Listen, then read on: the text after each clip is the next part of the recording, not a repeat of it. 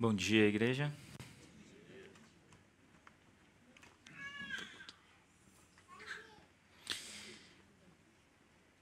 Deixa eu começar com uma pergunta. Qual foi a última vez que o texto bíblico te surpreendeu? Pensa aí. Qual foi a última vez que o texto bíblico te surpreendeu?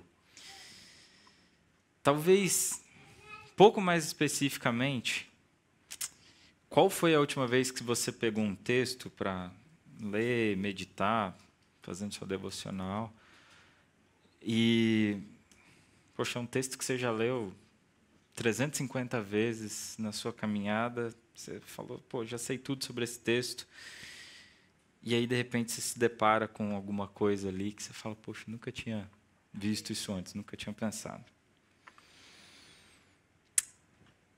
Fico com essa pergunta na cabeça.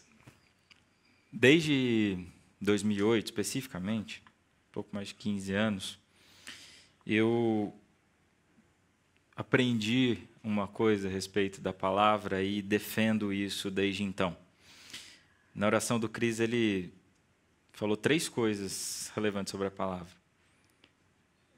Ela foi reservada na forma de texto, escrita por homens, inspirados pelo Espírito Santo, inspirados por Deus. Falou essas 3 coisas na oração agora.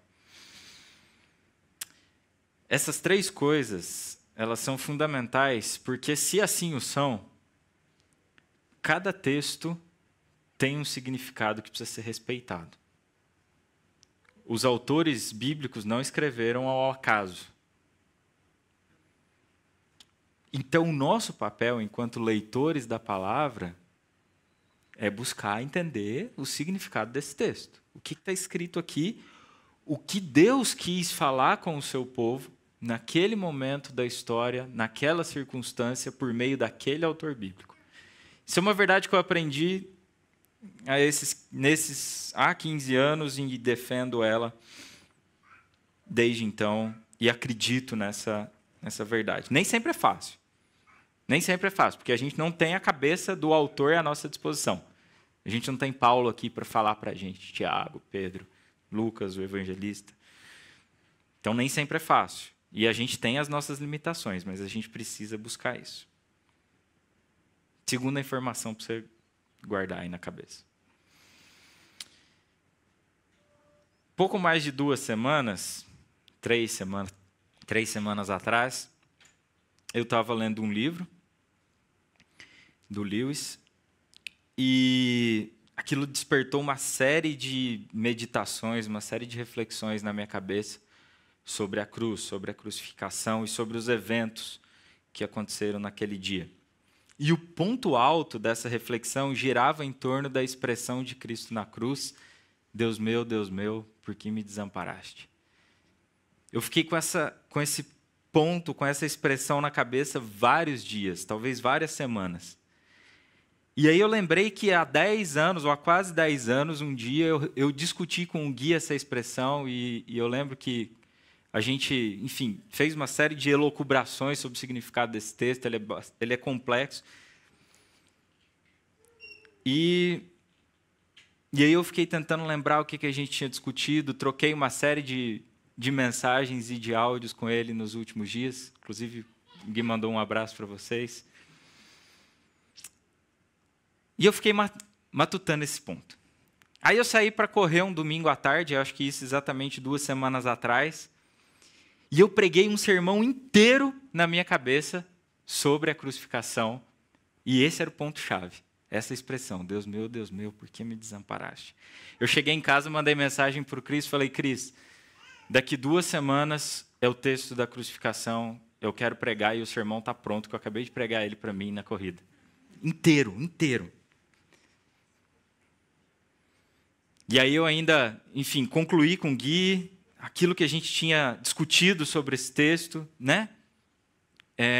O que a gente tinha entendido, não tinha entendido. O Gui tem uma memória impressionante para lembrar conversas. Capaz dele lembrar o restaurante que a gente estava almoçando no dia que a gente discutiu esse texto. E até o Anderson estava escalado para pregar hoje e gentilmente cedeu o lugar para mim. Mas, como eu comentei, eu aprendi uma coisa em 2008. Que quem dá o tom da mensagem é o texto.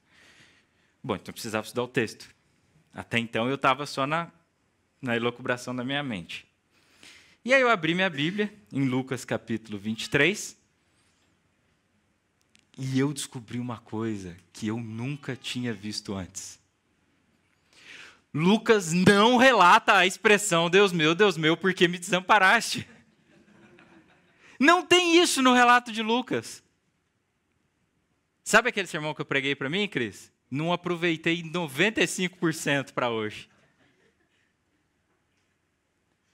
Então, nada do que eu preguei para mim 2 semanas atrás eu vou compartilhar com vocês. Quem sabe um dia, quando a gente estiver falando sobre Marcos, eu compartilhe com vocês as minhas reflexões sobre essa expressão. Portanto, não esperem que eu direi uma palavra sobre isso hoje, porque Lucas não fala sobre isso. E o texto é soberano. De vez em quando Deus prega umas peças na gente. E não só Lucas não fala sobre isso, a ênfase de Lucas é totalmente diferente dos outros evangelistas. Então aquele sermão era para mim. O de hoje também é, mas por algum motivo Deus não queria falar sobre aquilo com vocês. Queria falar sobre isso que a gente vai ver hoje. Então abra sua Bíblia, Lucas capítulo 23. A partir do versículo 26. Enquanto a gente lê, tenha 2 coisas em mente, por favor. Ou preste atenção em 2 coisas, enquanto a gente lê. Primeiro, preste atenção na postura de Jesus. São os seus últimos instantes em direção à cruz e os seus últimos instantes na cruz. Preste atenção na postura dele nesse texto. E segundo, preste atenção na quantidade de gente que aparece nesse texto. E aí a pergunta que precisa nos nortear aqui é: para o que Lucas, o evangelista, gostaria de chamar a nossa atenção nesse relato? Vamos ler? Lucas capítulo 23, a partir do versículo 26. Enquanto levavam Jesus, um homem chamado Simão de Cirene vinha do campo. Os soldados o agarraram, puseram a cruz sobre ele e o obrigaram a carregá-la atrás de Jesus. Uma grande multidão o seguia, incluindo muitas mulheres aflitas que choravam por ele. Mas Jesus, dirigindo-se a elas, disse: Filhas de Jerusalém, não chorem por mim, chorem por si mesmas e por seus filhos. Pois estão chegando os dias em que dirão: Felizes as mulheres que nunca tiveram filhos e os seios que nunca amamentaram. Suplicarão aos montes: caiam sobre nós, e pedirão às colinas: soterrem-nos. Pois se fazem estas coisas com a árvore verde, o que acontecerá com a árvore seca? 2 outros homens, ambos criminosos, foram levados com ele a fim de também serem executados. Quando chegaram ao lugar chamado Caveira, o pregaram na cruz. Os criminosos também foram crucificados, um à sua direita e outro à sua esquerda. Jesus disse: Pai, perdoa-lhes, pois não sabem o que fazem. E os soldados tiraram sortes para dividir entre si as roupas de Jesus. A multidão observava e os líderes zombavam. Salvou os outros, salve a si mesmo, se é o Cristo, o escolhido de Deus, diziam. Os soldados também zombavam dele, oferecendo-lhe vinagre para beber. Diziam: se você é o rei dos judeus, salve a si mesmo. Uma tabuleta presa acima dele dizia: este é o rei dos judeus. Um dos criminosos, dependurado ao lado dele, zombava: então você é o Cristo? Salve a si mesmo e a nós também. Mas o outro criminoso o repreendeu: você não teme a Deus, nem mesmo ao ser condenado à morte? Nós merecemos morrer por nossos crimes, mas este homem não cometeu mal algum. Então ele disse: Jesus, lembre-se de mim quando vier no seu reino. E Jesus lhe respondeu: eu lhe asseguro, que hoje você estará comigo no paraíso. Já era cerca de meio-dia, e a escuridão cobriu toda a terra até as 3 horas da tarde. A luz do sol desapareceu, e a cortina do santuário do templo rasgou-se ao meio. Então Jesus clamou em alta voz: Pai, em tuas mãos entrego o meu espírito. E com essas palavras, deu o último suspiro. Quando o oficial romano que supervisionava a execução viu o que havia acontecido, adorou a Deus e disse: sem dúvida este homem era inocente. E quando toda a multidão que tinha ido assistir à crucificação viu isso, voltou para casa entristecida e batendo no peito. Mas os amigos de Jesus, incluindo as mulheres que o seguiram desde a Galiléia, olhavam de longe. Até aí. Duas coisas deveriam despertar nossa atenção logo de cara ou enquanto a gente lê esse texto.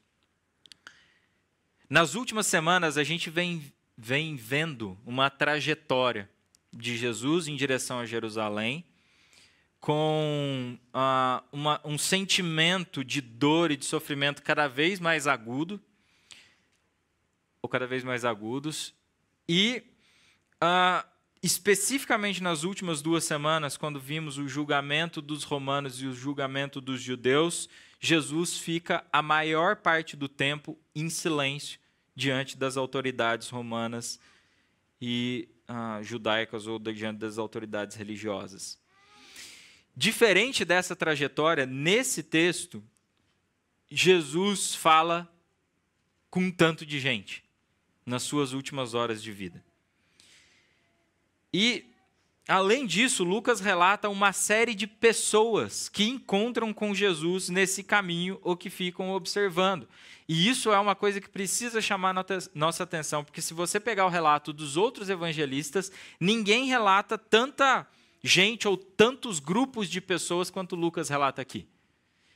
Lucas fala de Simão, que vinha do campo e acaba por carregar a cruz, ou um pedaço da cruz de Jesus. Fala de uma multidão que incluía muitas mulheres que estavam aflitas e chorando por ele.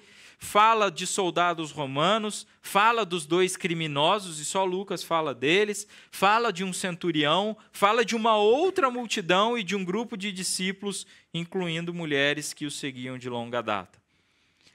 Você tem uma diversidade enorme de pessoas relatadas aqui nessa cena e que não estão, a boa parte delas, relatadas nos outros evangelhos, e Jesus interage com boa parte dessas pessoas. Isso deveria nos chamar a atenção.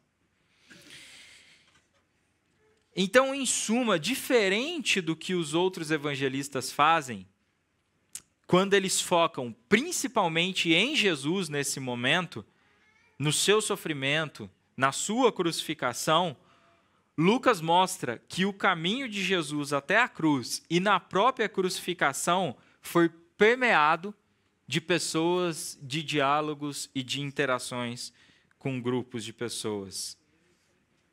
Isso é muito interessante. Leia os outros relatos. Leia o relato de Mateus, leia o relato de Marcos, leia o relato de João.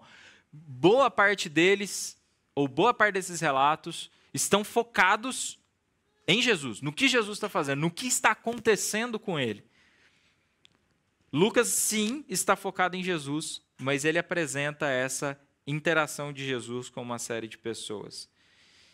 O que a gente vai ver aqui hoje é que, de acordo com Lucas, o ministério de Jesus não terminou na última ceia, não terminou na oração no Monte das Oliveiras, não terminou no julgamento, mas seguiu até seu último suspiro, quando ele se entregou confiantemente ao Pai.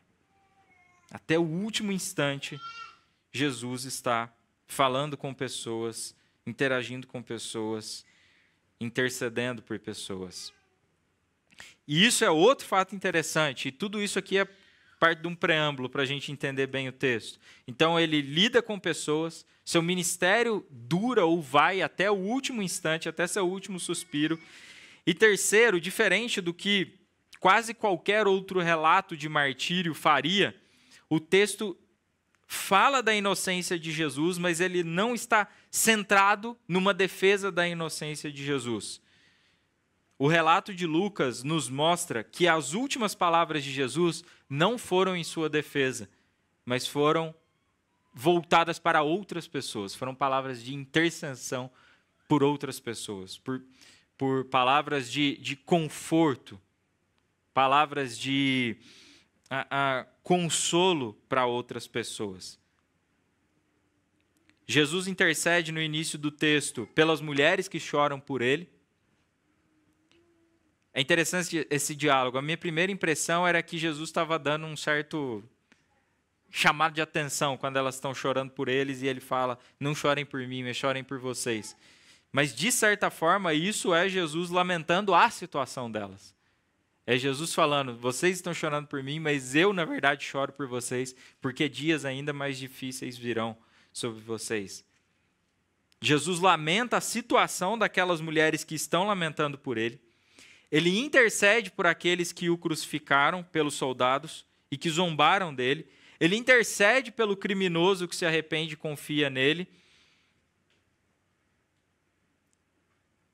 Ele entrega o seu espírito a Deus numa postura de intercessão para aqueles que estão à sua volta. Isso é muito significativo.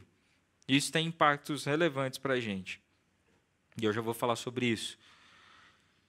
E por último, fazendo ainda um resumo do texto, Lucas não só chama atenção para a diversidade de pessoas que estão à volta de Jesus ou pela forma como Jesus dialoga com elas, mas Lucas nos chama a atenção sobre a reação dessas pessoas todas a Jesus e ao ministério de Jesus.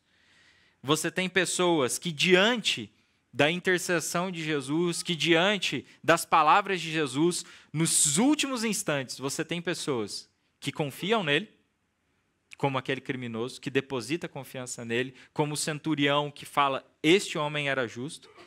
Você tem pessoas que ficam de longe observando a cena, e Lucas coloca isso na conta dos discípulos e daquelas mulheres que andavam com ele desde a Judéia. Lucas termina o texto falando, estas ficaram de longe observando o que estava acontecendo, quase que indiferentes. E você tem pessoas que zombam dele, mesmo no seu último instante, como os soldados. Lucas está chamando a atenção para a gente, para uma tônica de todo o evangelho dele, que é o ministério de Jesus divide pessoas, opiniões e corações. Até o último instante. A gente tem tudo isso relatado aqui nesse texto. Quase todos os grupos possíveis de pessoas diante dele, vendo aquela cena, Jesus interagindo e intercedendo por cada um deles e cada um deles reagindo de uma forma. Essa é a cena. Tentando resumir em uma frase o que o texto de hoje tem a nos dizer, tem a nos ensinar. A mensagem central do texto de hoje é: a história terrena de Jesus termina numa cruz, em perfeita entrega ao Pai, intercedendo pelos seus e dividindo histórias e corações. Tentando sintetizar esses 20 e poucos versículos que nós lemos em uma frase. A história terrena de Jesus termina numa cruz, em perfeita entrega ao Pai, intercedendo pelos seus e dividindo histórias e corações. Esta é a mensagem do texto, que deriva em duas lições para a gente. Primeira lição, e talvez a mais longa aqui. Mesmo no seu momento de maior dor, Jesus intercede por aqueles que estão à sua volta. Mesmo no seu momento de maior dor, Jesus intercede por aqueles que estão à sua volta. Como eu comentei no início, eu tinha uma ideia bastante firme na cabeça sobre o sermão de hoje. E eu pretendia falar, dando um spoiler, sobre a nossa relação com Deus nos momentos de sofrimento. Mas o texto não fala sobre a nossa relação com Deus nos momentos de sofrimento. o texto foca principalmente na nossa relação com o outro no momento de sofrimento. Diferente dos outros evangelistas, Lucas não foca principalmente em como Jesus se relaciona com o Pai naquele instante na cruz. Jesus foca em como Jesus se relaciona com as pessoas à sua volta naquele momento em que ele se dirige em direção à cruz. Desculpa a redundância.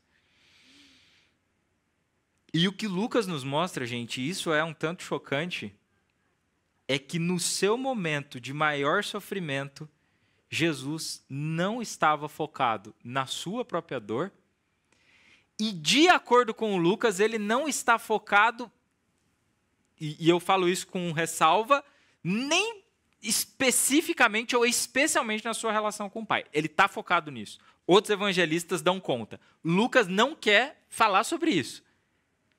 Lucas não quer focar em como Jesus está se relacionando com a sua dor. Lucas não está falando como Jesus está se relacionando com o Pai no momento da sua dor. Lucas está falando em como Jesus se relacionou com as pessoas à sua volta no seu momento de dor mais aguda, no seu momento de dor mais intensa. E o que Lucas está dizendo é que até o último instante, Jesus não perdeu de vista as pessoas à sua volta e não abandonou o seu ministério de intercessão. Isso é chocante. Jesus está passando por uma experiência de dor e de sofrimento que nenhum de nós passaremos. E no seu momento de maior dor, de maior sofrimento, de maior angústia, de acordo com Lucas, onde Jesus está focado? Nas pessoas à sua volta, no seu ministério de intercessão.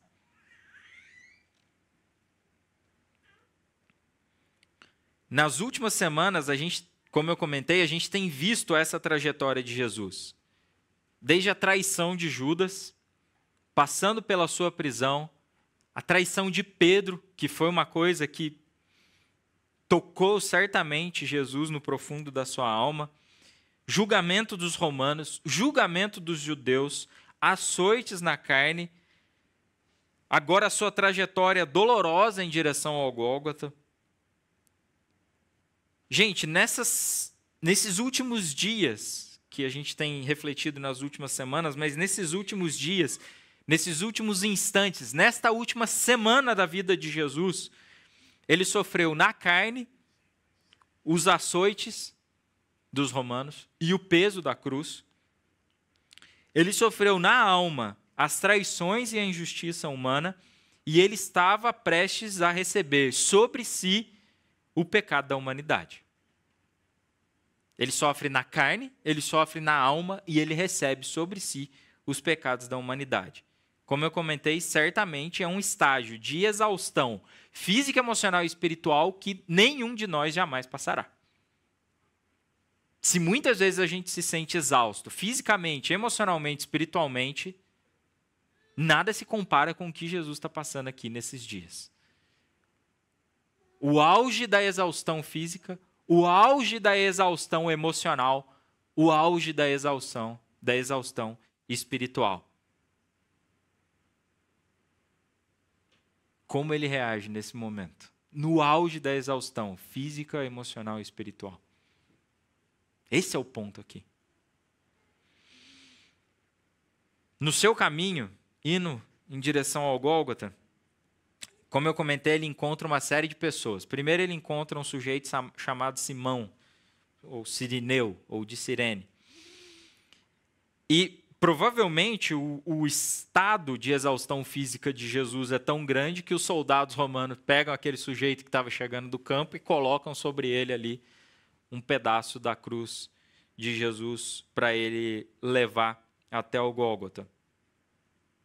Vocês lembram desse ponto, né? Em geral, a gente não tem certeza aqui, mas em geral, alguém condenado à crucificação tinha suas mãos pregadas ou amarradas num pedaço de madeira horizontal, e às vezes tinha que levar também um pedaço vertical que ia ser lá pregado no chão e ele ia ser pendurado. A gente não sabe tudo que Simão carregou, se só um pedaço, cruz inteira, mas, de certa forma, Simão até ilustra aqui para a gente o que é o caminho do discipulado. Simão foi alguém que tomou a cruz e seguiu após Jesus, literalmente, que é um desafio que Jesus tinha feito aos seus discípulos. Esse é o primeiro que Jesus encontra, o texto não dá muita informação a respeito dele. Na sequência, Jesus se dirige àquele grupo de mulheres que estavam chorando e pranteando pela sua condenação. E as palavras dele, dirigidas a ela, como eu comentei, são um tanto fortes. Jesus sabe o que está por vir. Jesus sabe que os momentos de dor e de sofrimento que viriam sobre a igreja, especificamente sobre Jerusalém, seriam um tanto agudos quanto o que ele estava sofrendo naquele momento. E ele, então, profere algumas palavras até de literatura escatológica, dizendo: naquele dia vocês desejarão que os montes caiam sobre vocês, tamanho é o sofrimento que vocês passarão. As palavras de Jesus a essas mulheres, de certa forma, são um último chamado ao arrependimento, porque a história não terminaria com a crucificação. Simão, aquele grupo de mulheres, e então Jesus chega ao Gólgota e é crucificado ao lado de dois criminosos, um à sua direita e um à sua esquerda.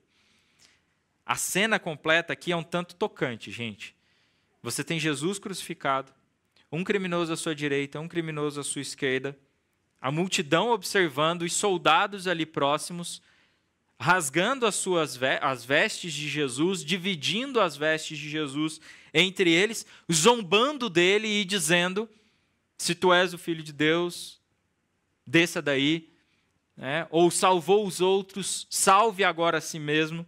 E esse texto ele é cheio de ironias, porque se Jesus desce da cruz como eles desejavam, para salvar a si mesmo, ele de fato não poderia nos salvar. E o fato dele ficar na cruz é o que de fato o faz salvador. A multidão está assistindo tudo isso, e o cenário não poderia ser mais comovente. Então, pensem em uma cena vergonhosa que você já passou na sua vida. Multiplica por um tantão. É o que está acontecendo aqui. Um homem justo e inocente crucificado no meio de dois criminosos, soldados, o poder romano zombando dele diante de uma multidão. O que você faz numa situação assim? Jesus não sucumbe à vergonha. Jesus não sucumbe ao murmúrio. Jesus não sucumbe à autocomiseração. Jesus fala uma das frases mais belas da cruz: Pai, perdoa-lhes, pois não sabem o que fazem. Olha sempre o foco do texto, gente. Jesus está no centro da cena, mas as palavras são dirigidas para fora. Para aqueles que estão zombando dele, para aquelas que estão lamentando a situação dele. É como se, no seu momento de dor, ele tivesse tempo de parar e olhar para mulheres e falar: não lamentem por mim, lamentem por vocês. No seu momento de escárnio público, ele olha para os soldados e fala: vocês não sabem o que vocês estão fazendo.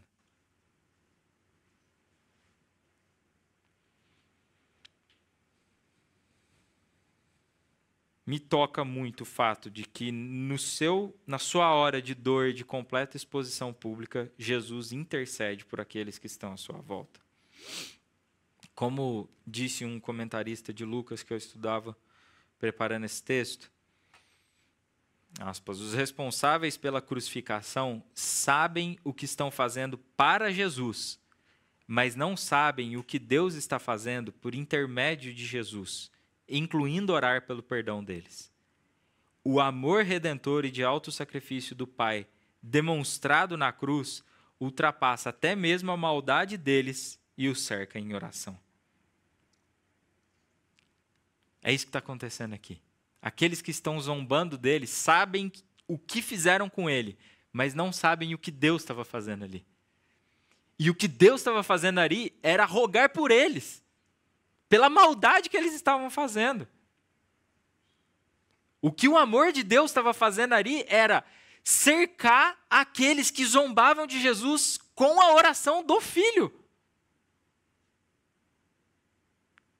É isso que Deus está fazendo aqui.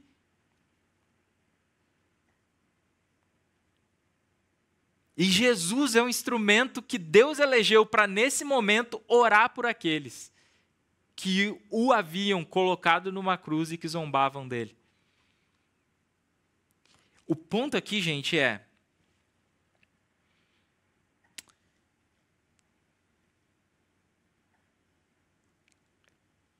quando a gente está passando por qualquer tipo de situação, e quando ela envolve outras pessoas, as pessoas podem até saber o que estão fazendo conosco, mas nem elas e nem nós sabemos o que Deus está fazendo com aquela situação como um todo. E o que Deus quer fazer é usar a tua oração para abençoar até aqueles que te amaldiçoam.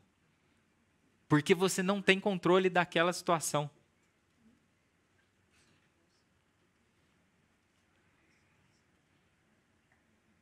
E não só orar por aqueles que te amaldiçoam, mas seguir no teu ministério de serviço.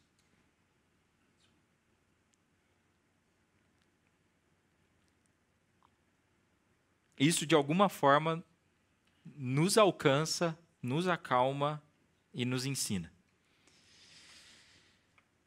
Isso nos alcança e nos acalma porque a gente é alvo dessa intercessão. Assim como aqueles soldados foram alvo da intercessão de Jesus, nós somos alvo dessa intercessão. Quando Jesus esteve naquela cruz, ele esteve pelos pecados da humanidade, pelos meus pecados, pelos seus pecados. Você é alvo dessa obra de amor. Você é alvo desta intercessão. Você é alvo deste filho que amou até o fim. A gente pode confiar e descansar nessa verdade. Ele foi crucificado pelos nossos pecados. Essa é a verdade mais simples e mais basilar da nossa fé, mas a definitiva. A gente não precisa de mais nada, a não ser saber que ele foi crucificado pelos nossos pecados. E daqui 2 semanas que ele ressuscitou ao 3º dia. Se a gente sabe isso, a gente não precisa saber mais nada.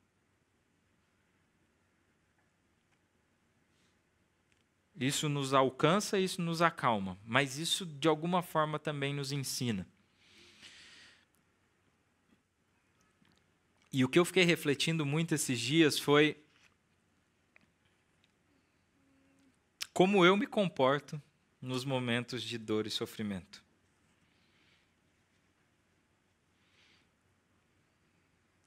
Gente, a primeira coisa,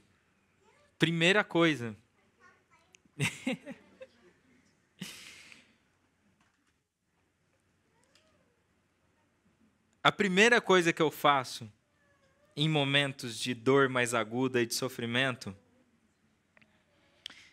é cancelar qualquer interesse pelos outros. Primeira coisa. Confissão pública. Nos dias que eu estou passando por perrengues mais fortes, talvez uma das primeiras coisas que eu faça é tentar olhar menos o grupo de oração da igreja. Porque eu falo assim, gente, eu não estou dando conta nem da minha dor, quanto mais dar conta disso aqui.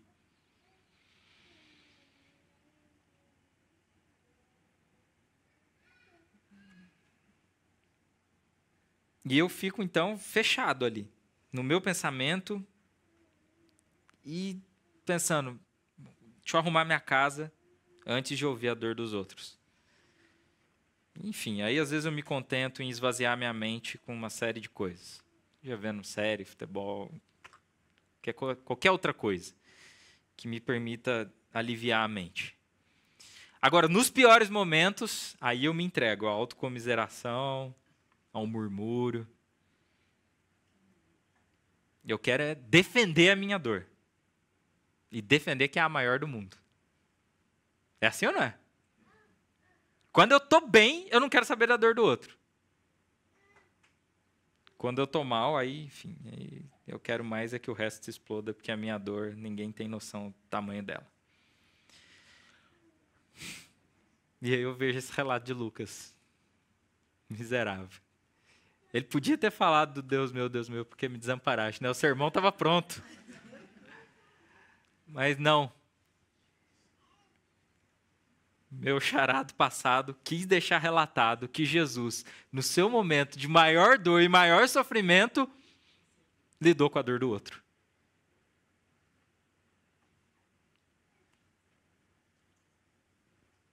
Jesus poderia ter agido diferente, mas não agiu. Ele sofreu, ele orou, enfim, vocês sabem tudo aquilo que ele passou na relação com Deus nesses momentos. Mas nada disso tirou o foco dele no seu ministério de serviço e de intercessão pelos outros. E esse é o ponto do texto. Ele sofreu, mas ele não se entregou à autocomiseração. Ele não se fechou no seu mundo. Ele não se fechou, pasmem, na sua relação com o Pai. Ele poderia ter falado, eu e o Pai estamos aqui, a gente se resolve, eu morro pela humanidade, está cumprida a minha obra. Nem nisso ele se fechou. No relato de Lucas, Jesus se dirige ao Pai só no último suspiro, quando ele fala, Pai, nas tuas mãos eu entrego o meu espírito. Completei a obra. Até o último instante, completei a minha obra de intercessão. A obra que o Senhor me deu para fazer. Tão confiantemente ele se entrega ao Pai.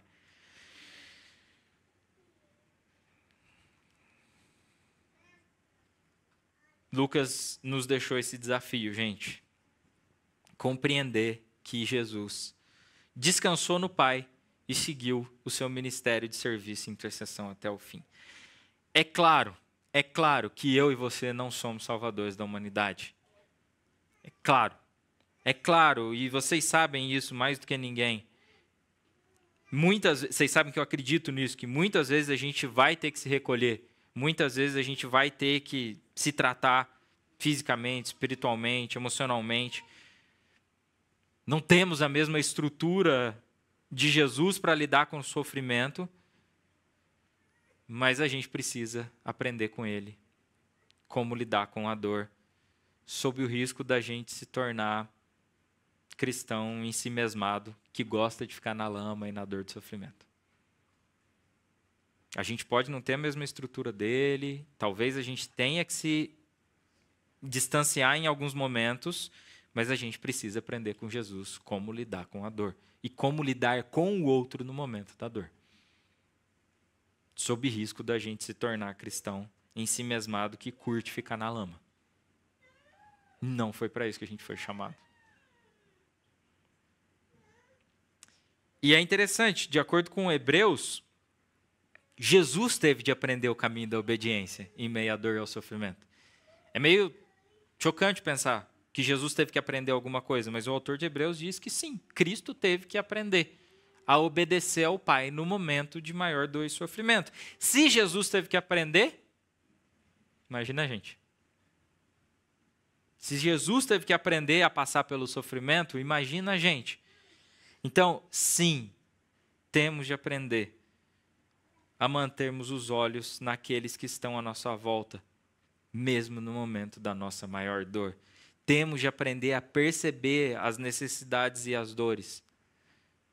Seja daqueles que lamentam a nossa situação, seja daqueles que zombam da nossa situação.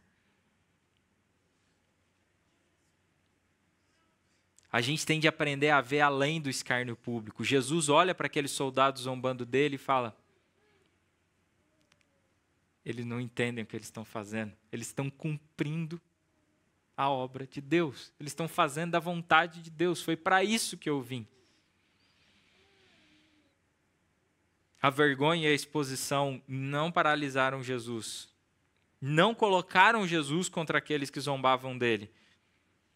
A vergonha, a exposição, a dor, o sofrimento não podem nos paralisar. Esse é o principal ensinamento desse texto para a gente. A pergunta para a gente aqui hoje é: como a gente age nos momentos de dor e sofrimento, em especial em relação àqueles que estão à nossa volta. A gente consegue ver, além das situações de zombaria ou vergonha, a gente consegue ver a ruína do coração humano e orar por aqueles que nos confrontam. Quando você está sendo zombado, quando você está sendo alvo de algum tipo de escárnio, exposto à vergonha, você consegue enxergar além daquilo e ver o estágio, a situação do coração humano que faz aquilo contigo? A gente confia na obra de Jesus em nosso favor? Se a gente confia na obra de Jesus em nosso favor, a gente pode se desarmar, descansar e confiar. Ele foi até o fim na sua obra de redenção e eu sou objeto, eu sou alvo dessa obra. Então, gente, primeira lição do texto e talvez a mais importante. Mesmo no seu momento de maior dor, Jesus não deixou o seu ministério de intercessão, o seu ministério de serviço. Jesus não deixou de interceder por aqueles que estavam à sua volta, mesmo no seu momento de maior dor e sofrimento. Segunda lição, e essa é mais estrutural. A obra de Jesus divide a história, com um H maiúsculo, e as nossas histórias. A obra de Jesus na cruz divide a história da humanidade e divide também as nossas histórias. Como a gente leu a partir do versículo 45, 44, após todas essas interações de Jesus com esse monte de gente que a gente viu aqui, seguem-se eventos grandiosos. Já era cerca de meio-dia e a escuridão cobriu toda a terra até as 3 horas da tarde. A luz do sol desapareceu e a cortina do santuário do templo rasgou-se ao meio. Então Jesus clamou em alta voz: Pai, em tuas mãos entrego o meu espírito, e com essas palavras deu o último suspiro. A escuridão toma conta da face da terra durante 3 horas. O véu do templo, e aqui tem algumas discussões, se é o véu exterior, se é o véu interior. O véu do templo é rasgado ao meio, de cima a baixo. Jesus dá o seu último brado, se entrega ao Pai em perfeita submissão e paz. E aí a gente tem 2 reações ainda na sequência. Uma do centurião, dizendo, sem dúvida esse homem era justo. E a multidão que vê tudo aquilo e fica assustada com aquela situação, vai embora para casa batendo no peito. E alguns continuam observando de longe. Gente, é meio impossível, talvez, meio não, totalmente impossível a gente descrever em profundidade o que está acontecendo aqui. Mas na minha cabeça, lendo essa história e refletindo sobre este instante específico da história, o momento em que o Filho recebe sobre si o pecado da humanidade, o castigo que deveria recair sobre nós. Eu fico pensando que se isso aqui fosse um filme, sabe quando você está vendo um filme e aí quando o filme atinge o clímax, você tem toda a história voltando em retrospectiva e todos os eventos voltando até um instante inicial quando o problema tinha começado? Para mim, nesse momento aqui, é como se passasse toda uma história na cabeça de Jesus e que deveria passar pela nossa cabeça. Porque neste instante da história, o que está acontecendo é uma reversão daquilo que aconteceu séculos antes. Nesse momento da história, é como se a gente estivesse voltando à história. E aí você pode abrir todo o seu arcabouço de leitura do Antigo Testamento.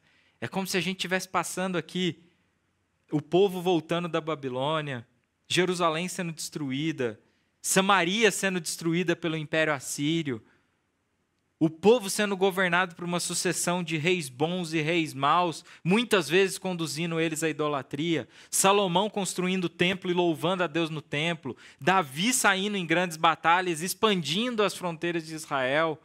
O povo sendo governado por juízes, um tempo de ruína moral e espiritual na terra. Samuel sendo chamado no templo, Josué cruzando o Jordão, Moisés recebendo as tábuas da lei, iniciando toda uma estrutura de sacrifícios no tabernáculo, José governando no Egito, Jacó abençoando ele, mentindo, traindo seus irmãos, ou seu irmão,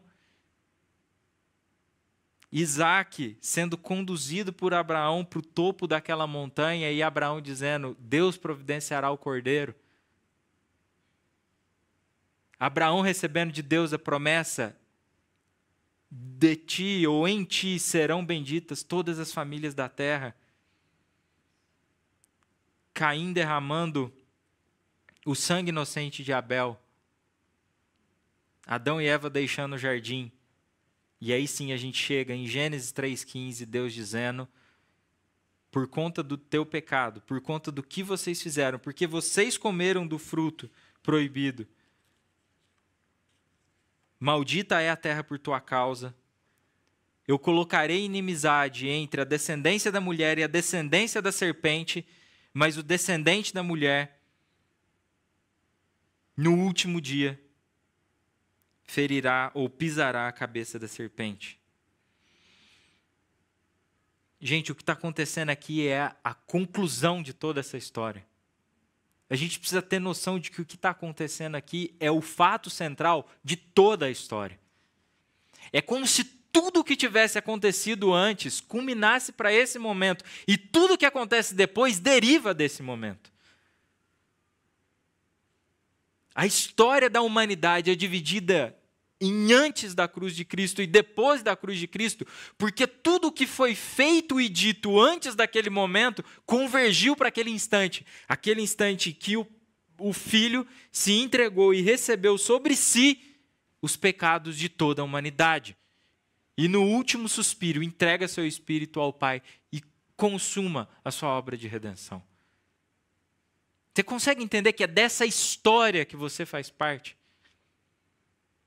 E de que quando Cristo entrega a sua vida naquele instante na cruz do Calvário, era tudo isso que ele tinha em mente, mas era também o teu pecado e o meu pecado.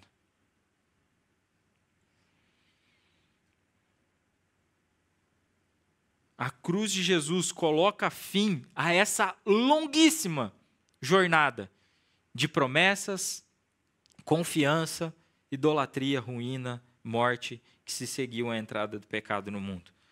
Muitos e muitos séculos de pecado, matança, desavença, destruição, tudo isso culmina para aquele momento, onde há escuridão sobre a face da terra, e há escuridão sobre a face da terra, e a natureza chora, porque o que está acontecendo ali é uma reversão cósmica. Deus está revertendo os efeitos do pecado sobre toda a humanidade, sobre todo o cosmos. Agora, essa história de Jesus na cruz, ela não muda ou não divide apenas essa história com H maiúsculo. Ela também divide a história das nossas vidas. A gente tem aqui no texto dois exemplos que poderíamos ser nós. A gente tem na boca de um criminoso uma confissão. Um dizendo para o outro, este homem era justo. Nós deveríamos morrer, mas ele está morrendo no nosso lugar. Diante dessa confissão, Jesus diz a ele, hoje mesmo estará comigo no paraíso. Esta confissão tem que estar na tua boca e na minha boca. Ele não deveria estar ali. Ele não deveria morrer essa morte. Nós deveríamos receber esse castigo. Este homem era justo. E essa mesma confissão aparece na boca do centurião romano, quando Lucas diz que ele glorificou a Deus e disse, esse homem era justo, esse homem era inocente, como que dizendo, esse homem não deveria estar ali. E, gente, a cruz vai dividir a história das nossas vidas se, assim como o criminoso arrependido e o centurião, a gente olhar para o Cristo crucificado e darmos glória a Deus, como fez aquele centurião, como fez aquele criminoso. O Pai enviou o Filho para nos salvar, como o Cris leu aqui no início do texto, do culto. O castigo que nos traz a paz estava sobre ele. Pelas suas pisaduras nós fomos sarados. A gente precisa se lembrar dessa verdade. Cristo morreu pelos nossos pecados. Gente, a cruz de Cristo mostra que o meu pecado e o teu pecado é feio, é ruim, é destruidor. Mas também mostra quão grande é o amor de Deus e quão perfeita foi essa obra. Como que a gente reage diante dessa obra? Alguns reagiram com escárnio, outros reagiram com desdém, outros reagiram com distanciamento, mas alguns reagiram com louvor e ações de graça. A pergunta é, como nós reagimos diante dessa obra? Com desdém, com escárnio, com distanciamento, ou com louvor e ações de graça? Essa é a pergunta final do texto para a gente. Portanto, 2 lições para a gente orar. Primeira, mesmo no seu momento de dor mais aguda, Jesus seguiu no seu ministério de intercessão por aqueles que estavam à sua volta. E segundo, a cruz, a obra de Jesus na cruz, ela divide a história do mundo. Ela divide a história do cosmos, do universo. E ela também quer dividir a história das nossas vidas. Disso depende como nós reagimos e respondemos a essa história. Vamos orar?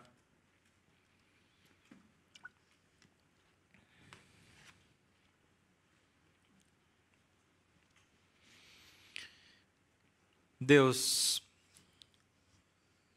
séculos e séculos de história se passaram até que, na plenitude dos tempos, o Senhor enviou teu Filho ao mundo. E teu Filho veio ao mundo não apenas para nos dar um exemplo de como viver, mas ele veio ao mundo principalmente, em primeiro lugar, para se entregar e dar a vida em nosso favor. Deus, portanto, assim como fizeram aquele criminoso e aquele centurião romano, a primeira coisa que nós fazemos hoje é dar glória ao Senhor pela obra de Jesus na cruz. Essa obra que mudou a história do mundo e que também mudou a história das nossas vidas. Senhor, nós te louvamos porque o Senhor não poupou o seu Filho, o seu único Filho. Antes, o Senhor nos amou e o enviou para morrer pelos nossos pecados. Deus, não permita que a gente se esqueça dessa verdade. Não permita, Deus, que a gente se deixe enganar por vozes enganosas. Não permita que a gente se deixe desviar, mas que a gente siga firme, confiantes e resolutos nessa verdade. O Senhor enviou teu Filho para morrer pelos nossos pecados. E pelas suas pisaduras nós fomos curados, fomos sarados, fomos transformados. O Filho completou a sua obra, obra de redenção, obra de reconciliação. Porque foi obediente até o fim. Confiou no Pai até o fim. Muito obrigado, ó Deus, pela obra de Jesus. Te louvamos, ó Deus, pela obra de Cristo. Mas, Deus, também pedimos que o exemplo do teu Filho nos ensine como lidar com os outros no momento da dor e do sofrimento. Deus, se a nossa tendência for fugir, se a nossa tendência for se isolar, se a nossa tendência for cair em murmuração, se a nossa tendência for cair em autocomiseração, se a nossa tendência for se distanciar de tudo e de todos, que o exemplo de Jesus que nós vimos no texto hoje nos ensine a como lidar com os outros no momento da dor mais aguda e do sofrimento. Jesus não abandonou o seu ministério de serviço e de intercessão. Jesus continuou até o último instante, até o seu último suspiro, orando e intercedendo por aqueles que zombavam dele, por aqueles que faziam o mal, ou mesmo por aqueles que se lamentavam pela sua situação. Nos ensina, ó Deus, a seguirmos firme, olhando para aqueles que estão à nossa volta, orando por aqueles que estão à nossa volta e vendo além daquela situação, vendo o que o Senhor está fazendo de fato ali. Assim como Jesus viu a zombaria dos soldados e viu muito além da zombaria, viu que eles estavam fazendo a tua obra, que a gente consiga ver também o que o Senhor está fazendo na nossa vida e à nossa volta, mesmo nos momentos de dor e de angústia mais profundos. Trata, ó Deus, a nossa exaustão, seja física, seja emocional, seja espiritual. Trata os nossos corações. Nos faça submissos ao Senhor e à Tua palavra. Faça isso pelo Teu Espírito. Faça isso pelos méritos que há na obra de Jesus em nosso favor. Ele era inocente, Ele era justo. E ao morrer na cruz, Ele se tornou justiça para nós. A justiça dele hoje é imputada a nós. Somos vistos diante do Senhor como justos pelo que o Filho fez. Por isso nós podemos só te agradecer e te louvar. No nome do seu Filho amado Jesus.